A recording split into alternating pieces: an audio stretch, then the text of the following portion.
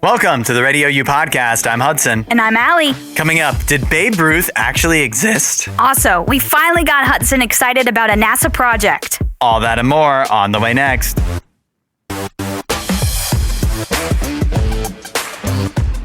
We got some big WNBA news we've been waiting on for months, if not years. I don't know when this saga started.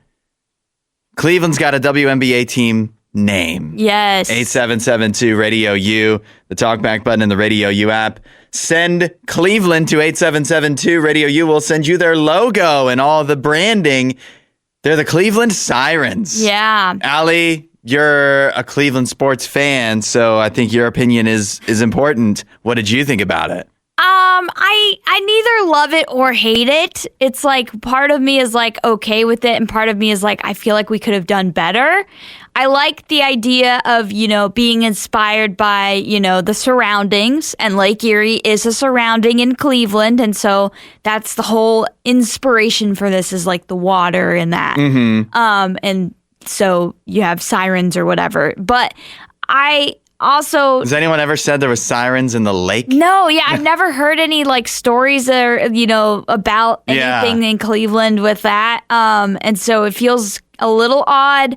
I immediately guessed that's what it was going to be when they announced what day they were going to share the name reveal, which was the 4th, and so that was yesterday. But on the beach to like announce like we're going to be sharing the name on this day, they put "Hear the Call," which is their like tagline or whatever. And I immediately was like, well, sirens, obviously, like that's, it's on the beach. There's the water behind it. Hear the call of the sirens. Yeah. And it does feel like timely because we did just have the Odyssey. Right. And that has sirens in it. But the sirens in it are like, very short but also like, villains, villainesses, like they're not good. And so I don't really know if I fully like this. I think I'm won over by how cool the branding looks. Okay, you like the branding? Yeah, all the like pictures, all the banners and stuff. The logo, the color scheme is really cool. It's very blue centric, which is kind of overdone in sports. But it feels unique. It feels like it's not exactly the same kind of blue color scheme. Yeah, it's more a darker blue. Yeah, so I think the color scheme looks really cool. Also, I understand that it's by the lake. They're also tying it to Cleveland's rock and roll history because they're like, Cleveland gave the world rock and roll, then brought that sound to the WNBA stage. Now we're back with a different song, a louder one. Oh, okay. I hate when you have to write like corporate stuff like that. Yeah, but, that sounds like a press release. Yeah, but I also think it's fine.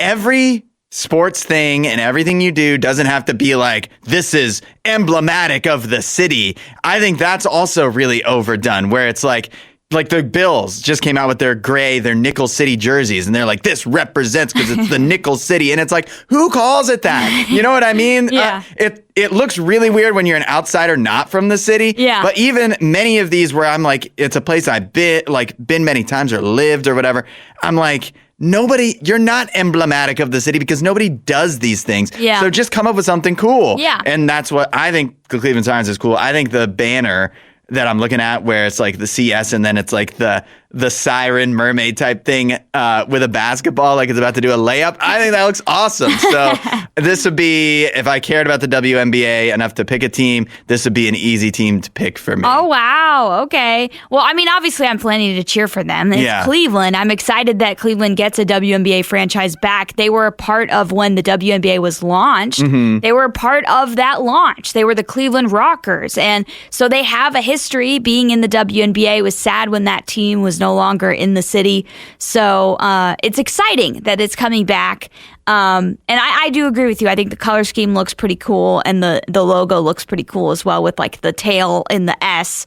And we could debate and get into the nitty gritty of like sirens, like as a team name, because like, because they like tempt men, right? Yeah, that's the whole point. Well, they tempt anyone. But I don't think a villain as a team name is bad because you want to be like intimidating and fierce. It's just like, would a siren intimidate another woman? Maybe because it's like they're competitive. There's like, no, I don't know. I'm not even sure. Okay. But it's weird in that sense. But I mean, it's just a cool name. I think it's cool. Yeah, I think it's pretty cool. I also like how it's separate, a distinct. I guess they've done this more in the WNBA.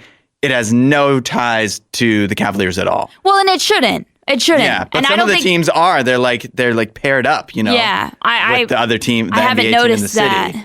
Which ones do that? I guess the Sparks are. I mean, they have very similar logos to the San Antonio team. No, they don't have one anymore. I don't like the Dallas team. That's what I'm thinking of. The Wings are like very similar to the Mavericks. Yeah, aren't they? I mean, they're usually owned by the same team, if not literally. Well, and the NBA certainly wants to push all of the WNBA stuff too. So because they were posting about the Sirens yesterday. Yeah, I guess it makes it easy to just roll it in. It's like you're already a Cavs fan and this is basically the women Cavs, but I don't want that. I want this is its own thing. Well, of course you don't want that because you are not a Cavaliers fan. Yeah, but all of Cleveland. It just reinforces the thing that you're just cheering for jersey for, clothes. You're cheering for a city. Yeah. The city of Cleveland. I think you have a very different perspective of cheering for certain teams from all over the place, but most people are like me, where they have a city they cheer for. Yeah.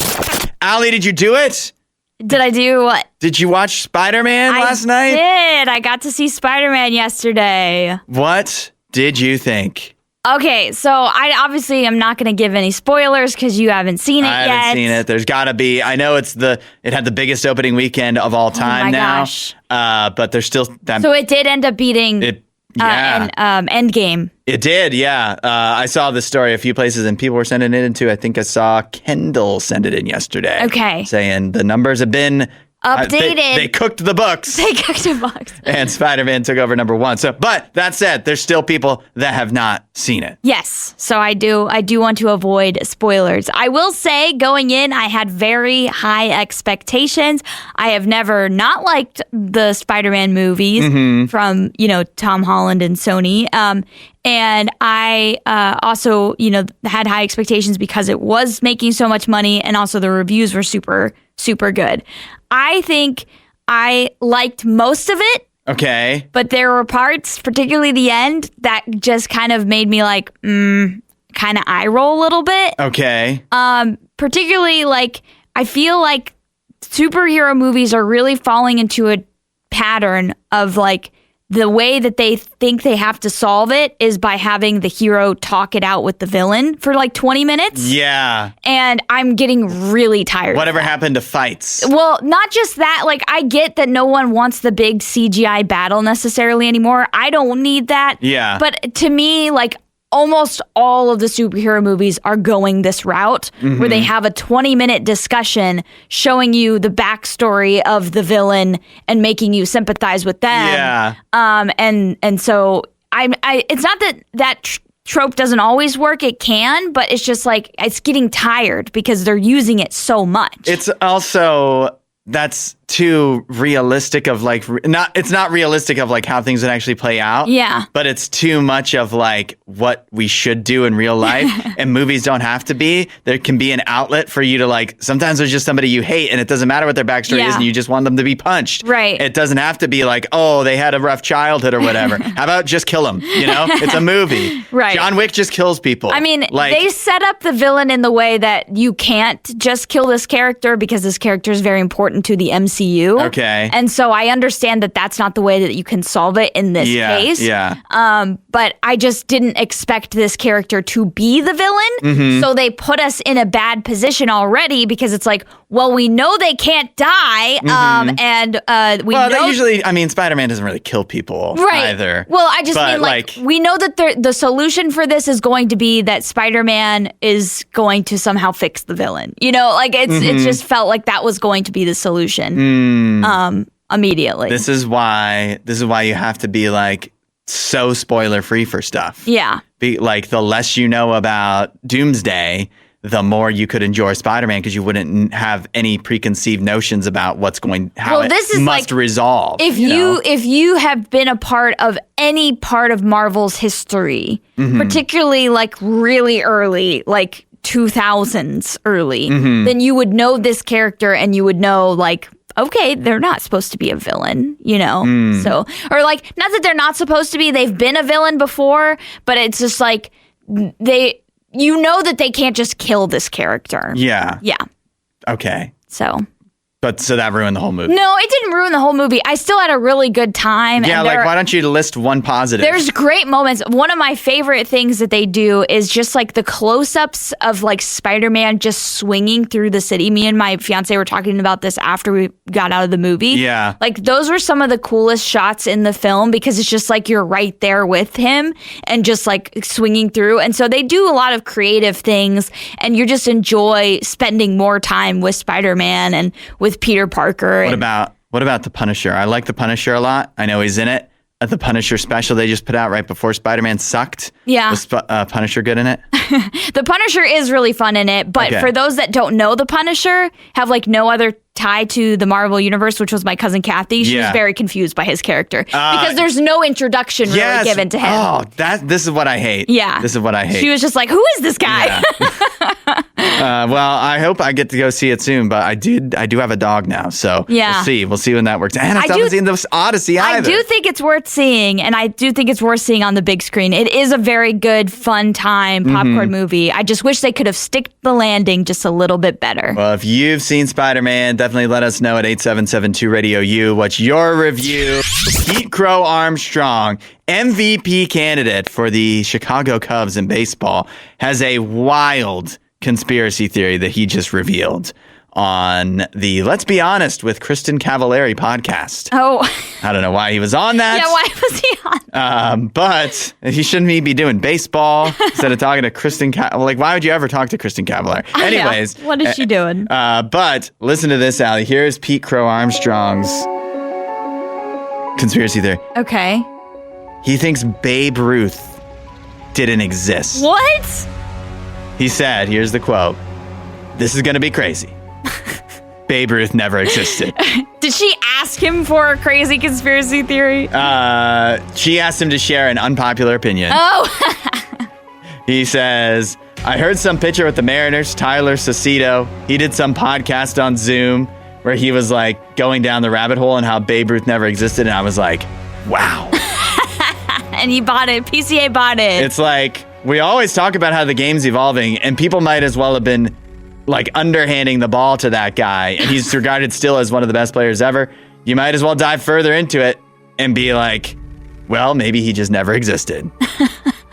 What? Why is that the answer?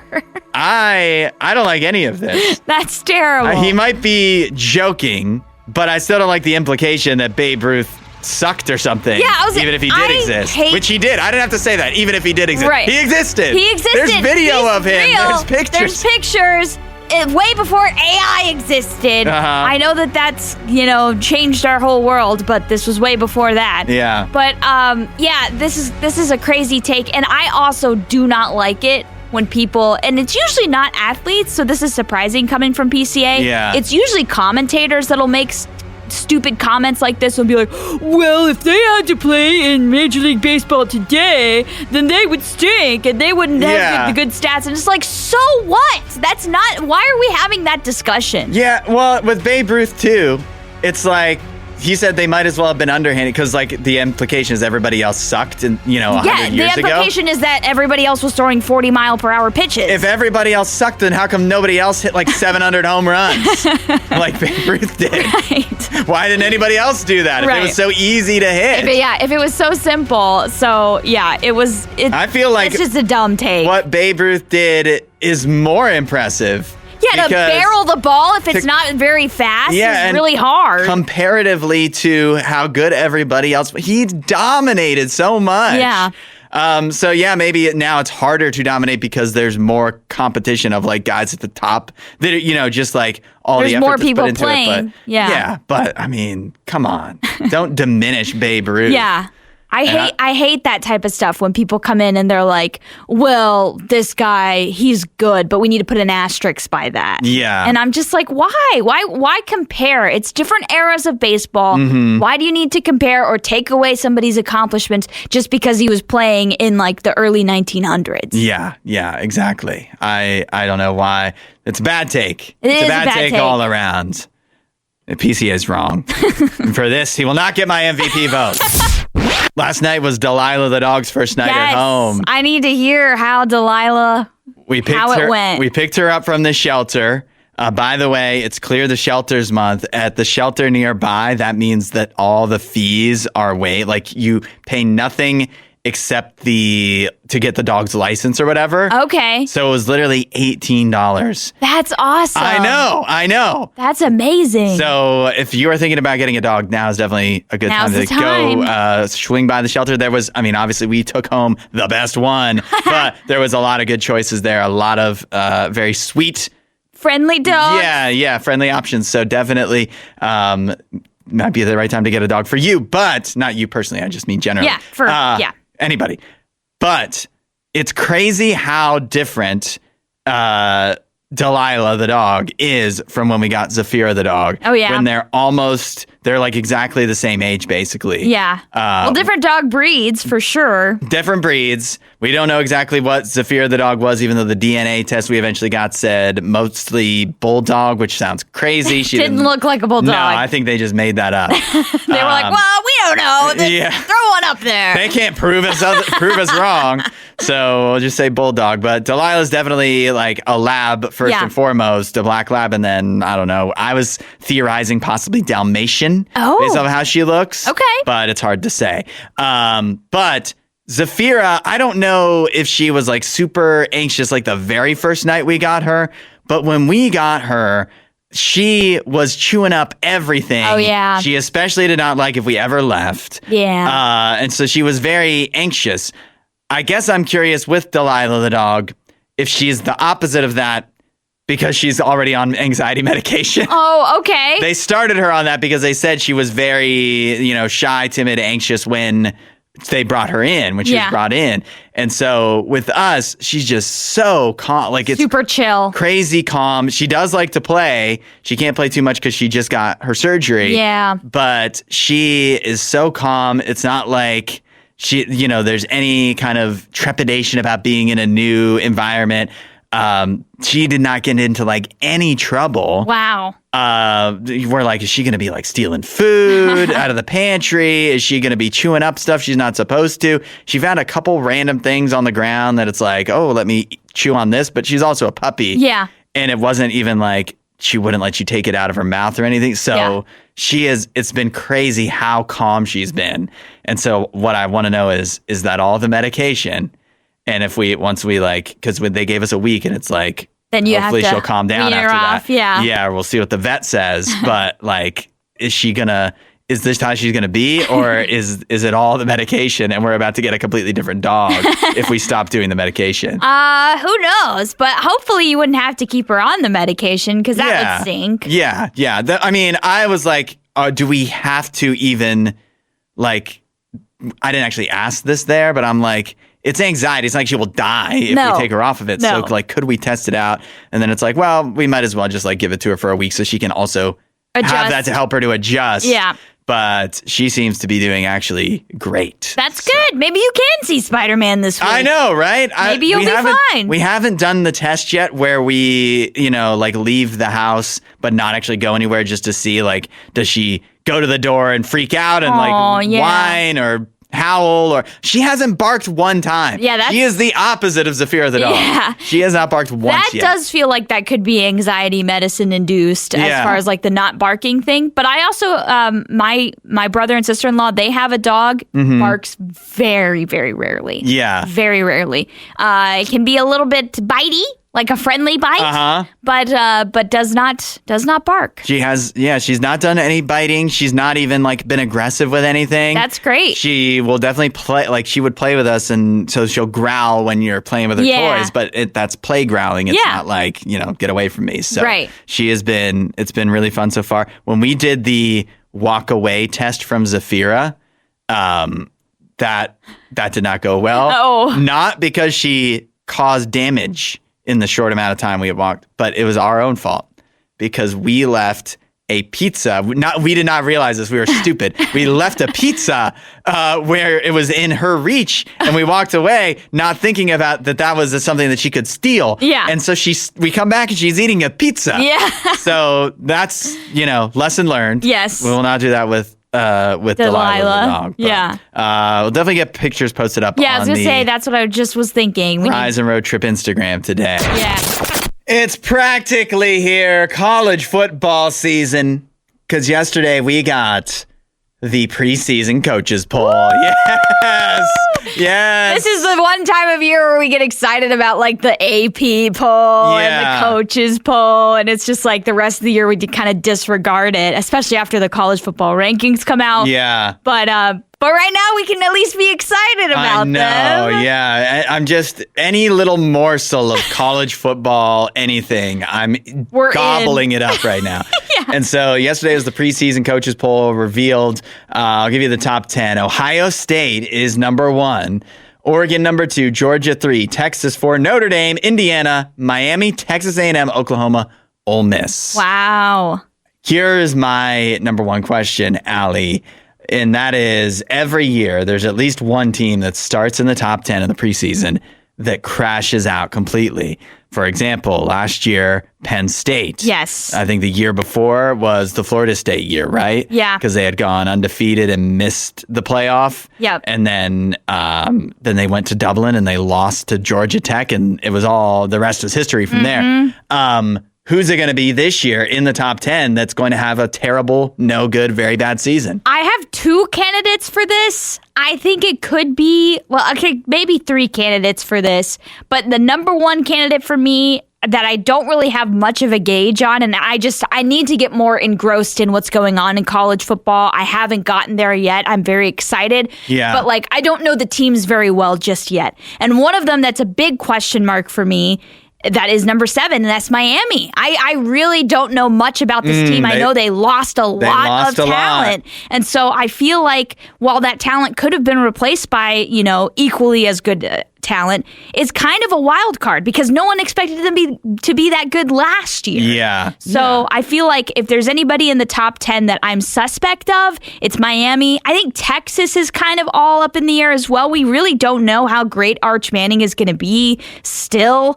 I think Oklahoma has question marks. Ole Miss has question marks. So Texas A&M, I could even be convinced that they could fall out of that top 10 and be a crash and burn team. Mm-hmm. But yeah, I think Miami would be the top one for me that I don't really know much about them yet. Yeah, I think it's all, when I look at who I could see having a bad season, it's all about the coach. Yeah. Because there's some coaches I just trust too much that just know they're not going to have a bad season. They might not be in the top 10 when it's at the end of the season, but they're not going to be horrible. That's what I thought about James Franklin. Yeah.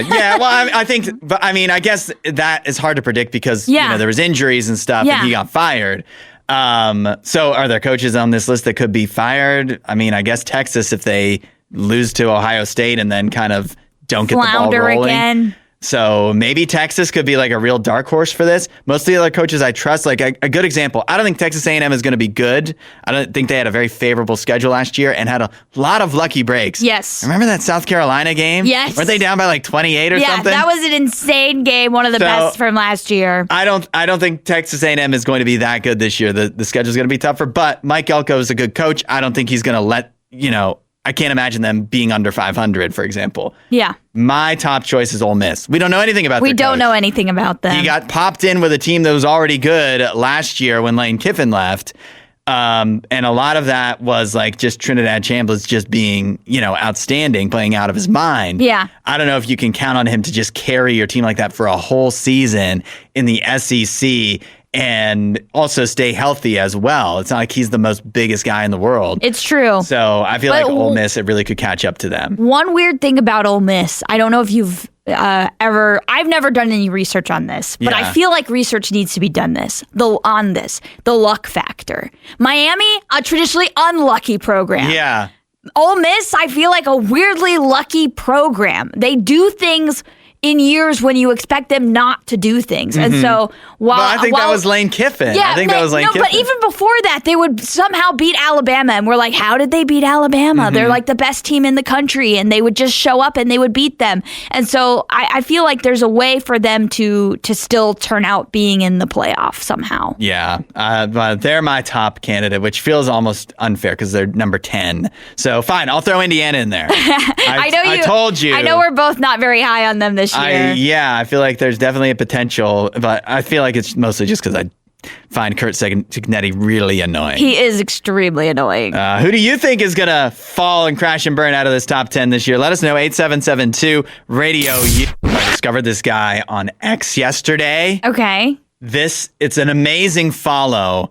It is a Japanese man who has moved to America. Okay. And he has, he'll just write these stories about what it's like. Yeah, being a foreigner in the United States. And the way he writes is so fun. So I found this one from yesterday. He said, I needed to move a sofa. I mentioned this to an American. He said, you know anybody with a truck? I did not know anybody with a truck. He looked at me with real concern, not pity, concern. The way you look at a man who has told you he does not have a name. What? You gotta know somebody with a truck. I asked how one acquires such a person. He said, you just do. This is the third time I've received that answer in this country. It is the answer to everything here. You just do. There is no process. There is only the eventual fact of having. He said, ask Kevin. I do not know a Kevin. He said Kevin like I should. He said it the way you say shared uncle. I met Kevin 4 days later. Kevin owns a truck. Kevin does not own a truck for himself. Nobody owns a truck for themselves. Kevin owns a truck for a 15-mile radius. Nice. Yeah. Inside, I said, he does that a lot. He'll go, inside, I said, this man has taken a vow. He did not announce it. He simply purchased a bed and has accepted the consequences. Kevin arrived on Saturday. He brought the truck. He also brought a second man. I had not asked for a second man. The second man's name is Tony. Tony came because Kevin came. Tony did not know me. Tony did not ask what we were moving. Tony brought gloves. Yes, Tony. Yeah. We love Tony. They moved the sofa in 11 minutes. I offered them, this is my favorite part. I offered them money. Both of them laughed at the same time, which felt rehearsed and was not. I asked what I owed them. Kevin said, buy the pizza. There we have yes. it. The moving pizza. That is the price. That is the entire economy. The truck costs one pizza and the pizza is not negotiable and the pizza is also not expensive and everyone knows what size. Inside, I said, the fee is fixed across the entire nation and was set by no one. No one said it. It just is what it is. We ate on the floor because the sofa was against the wall. None of us wanted to be the first to sit on it. Tony told me his daughter plays soccer. I asked if she is good. He said, she's aggressive. I still think about that. 3 weeks later, Kevin texted me, you free Sunday? Helping Tony move a fridge. He did not ask if I wanted to. He informed me of a fridge. Yes. Inside, I said, I had been called up. I did not enlist. The papers were filed on my back. Yes. The story does go on a little while longer, but he has many like this. Apparently enough to write a whole book that is stories like this. Wow. There's another one I was reading about a roof guy.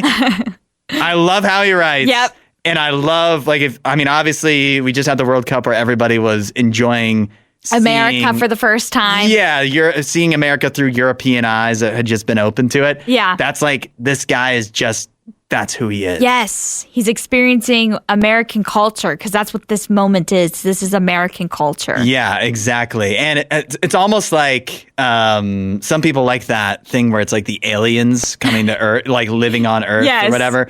And it's kind of almost like that. Yes. In like a more... It feels like more sophisticated way. Yeah, it's a fish out of water for sure. And it's really fun to see. Like, I love movies that are like that. The fish out of water type movies like Crocodile Dundee or Coming to America, Wonder Woman. Like, just movies where the main character is experiencing a new world for the first time and you're seeing it. You're seeing things that you've seen before, but fresh through their eyes. Yeah. It's so cool. Yeah. So this guy, he's at Japan_Nobunaga on Twitter. We can also send you the link. Just text Japan to 8772 Radio U. And yeah, he's got a book too, which I don't ever read books, but you might now. I kind of. Maybe it's on audiobook. If it's an audiobook with him, my gosh, voicing it, that'd be awesome. That would be amazing. I love this Would You Rather Wednesday today. Share your choice at 8772 Radio U or with the talkback button in the Radio U app. The question is, would you rather always win a stuffed animal when you play games at the fair, or always peel stickers off in one piece, no residue? Oh. 8772 Radio U or the talkback button in the Radio U app to let us know your choice. I Oh, I love the fair. I do love the fair, and the fair is going on right now, which is why it's timely. The fair for the state of Ohio. Yeah, but it's also just like fair and carnival season. So. It's that time of year. So that's why it's at the top of our minds. Also, if you go to amusement parks in the summertime, you get a lot of the fair type games. I'm going. There's this Catholic church puts off like a massive carnival. I know exactly what you're talking about because I used to live right next to it. It's coming up in like 2 weeks, and it's walking distance from my house. So I'm like, I can't wait. I love going to that. Yeah. A lot of the Catholic churches host these big festivals. Yeah. Like the really big churches, and they're actually really fun. They are, yeah. The food is always so good. Yeah.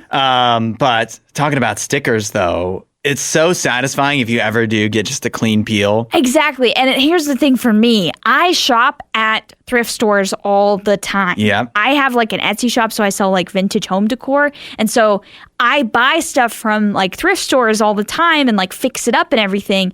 And one of the most annoying parts about that is like if it's been sitting at Goodwill for a long time, those stickers can be hard to get off. You gotta have that goo gone. Goo gone. I don't know why my family always called it gooby gone when we were younger. Oh yeah, no, I think I've heard that. Yeah, so that's because it's like be gone. Exactly. Be gone, goo. Be gone. Yeah.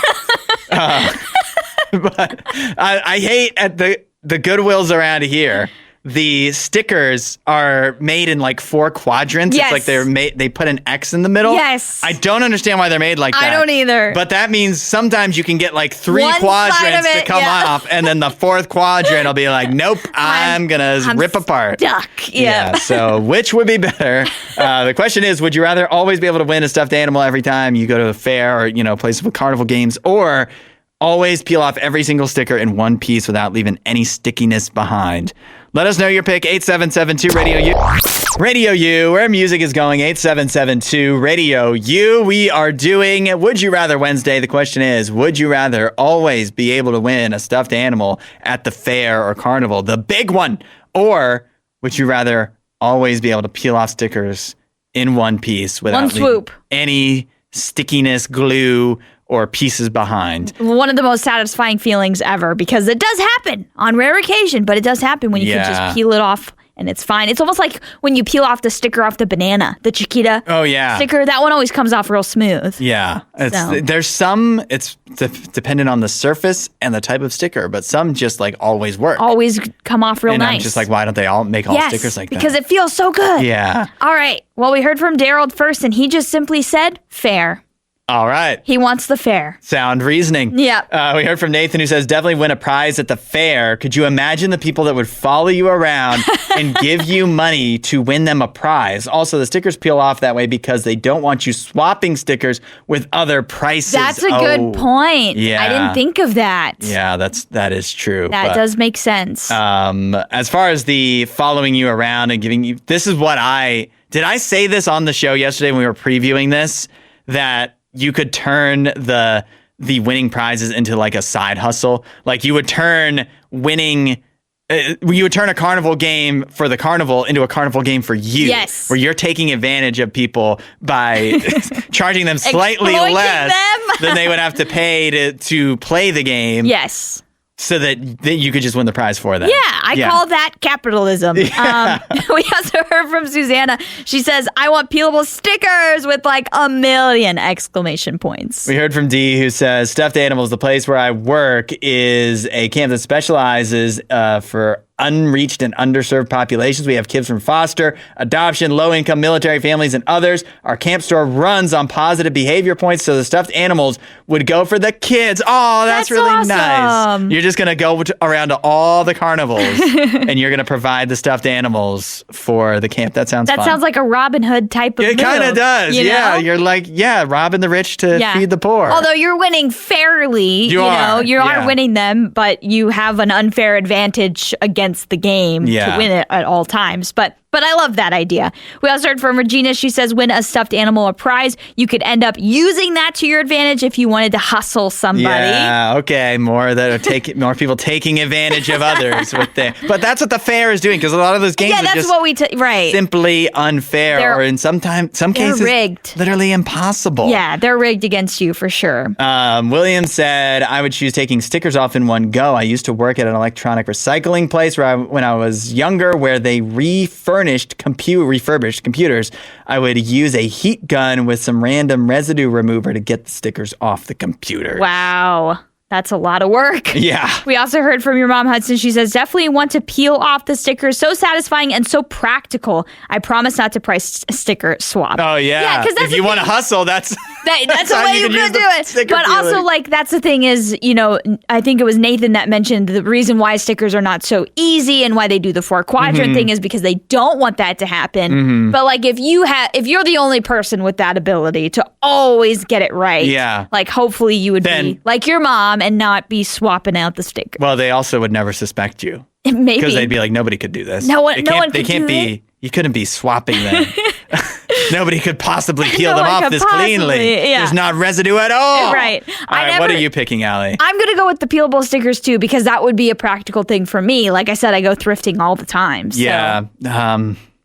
I think that it's just would be a more fun skill to do the fair thing. Definitely more fun. People would, because you could get on. I wouldn't even. You go so accept viral. The animals. Yeah, I would just be at the fair, and I'd just be like, I would turn myself into a circus freak, because I'd just be like, look at me. How many times in a row you could literally make a TikTok page all about you just beating every game. Yeah. And people would be cheering you on. You know what'd be funny is you play the basketball game at the fair and you like can't miss a shot because you always win. And then you go play actual basketball and you still suck. Yeah, you're terrible at it. That would be hilarious. Last night was the first night with our new dog, Delilah. Yeah. I picked her up from the shelter yesterday, and everything went surprisingly well. It's amazing how calm she is going from the shelter. Like 2 weeks ago is when she was brought into the shelter, maybe less than that. And then she stays a few weeks there and then comes right to our house. Like that's a lot to deal with. Yeah. And she's doing pretty good. I forgot to mention earlier when we were talking about this, the one thing that is like not a bad behavior thing, but we're concerned about is like she hardly went to the bathroom at all. And we don't know if she, like how she does on potty training and stuff. Yeah. It seems like she might have had a home for the first few months of her life. Yeah. Before she was brought into the shelter. But we can't get her, we take her outside and we can't get her. We took her on a long walk.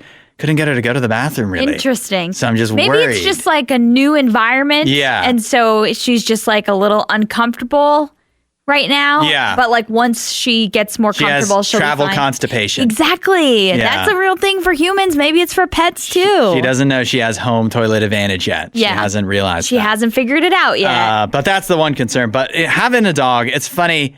Almost every dog, I think, is like this once you have them for a little while, where like when you go out and you leave them behind, if you let them free roam in your house, when you come back, they're at the door waiting for you.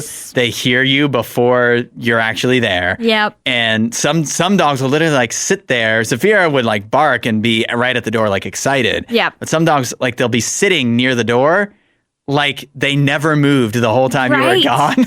They're like Nikki from Obsession, just waiting and staring at the door. Exactly. But in a much better way. In a much cuter way and less creepy way. No, that's definitely how dogs work. And my cat actually does that too. My dad, because I'm back living with my parents temporarily, and my dad says, because he works from home most of the time, he says as soon as I like leave, basically, Noelle is by the door, just waiting all day for me to get home. I love that. Because to me, it makes me think of that as what God is like. Because like if you have let's say you have a relationship with a person in real life, and it goes bad with them, and then you're like, I want to get back together, rekindle things or try to paper things over, whatever it is.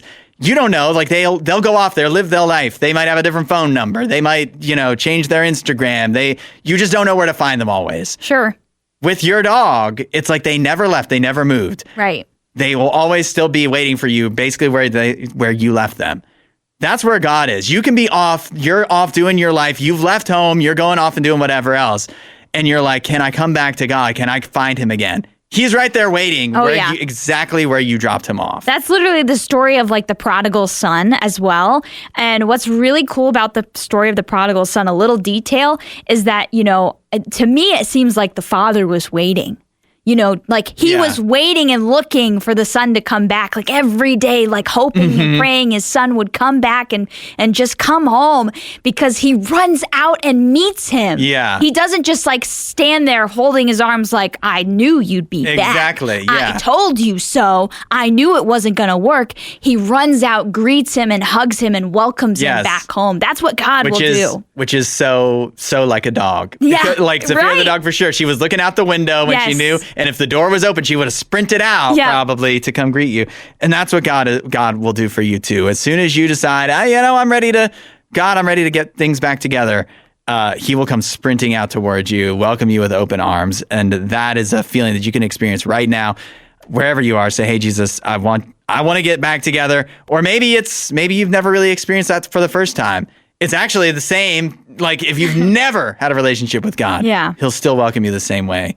RadioU.com/free gift. Okay, this is the type of in-space update that gets me actually excited. Okay. Because this is something that, if it is feasible, if it could happen, truly could make a difference when it comes to the whole concept and idea of having people live on the moon. We've heard about this before. We've heard about how NASA wants to make a moon base. We've heard about how Elon Musk wants to build a moon city. Yeah. But it's not really feasible yet, because there's things like radiation and lack of gravity and no oxygen and like all of those things. And so this new potential concept could change some of those factors to make it more feasible.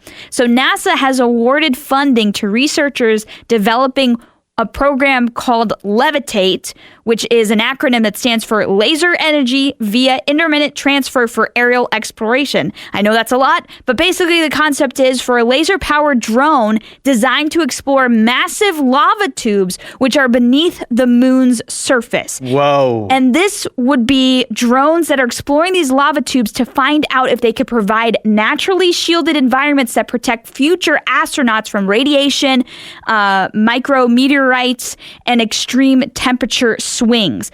So these drones, using these lasers and sensors, they're going to map out like a 3D map of these caves in the moon. How cool is that? Yeah. First of all, they're going to search for water, ice, and other resources and identify locations suitable for future lunar habitats. The project is still in what they call early NASA Innovative Advanced Concepts research phase, which basically just means NASA has funded the feasibility research. They haven't committed any funding to actually building anything yet, but they're just funding the research on this to see if it's possible to even make these drones.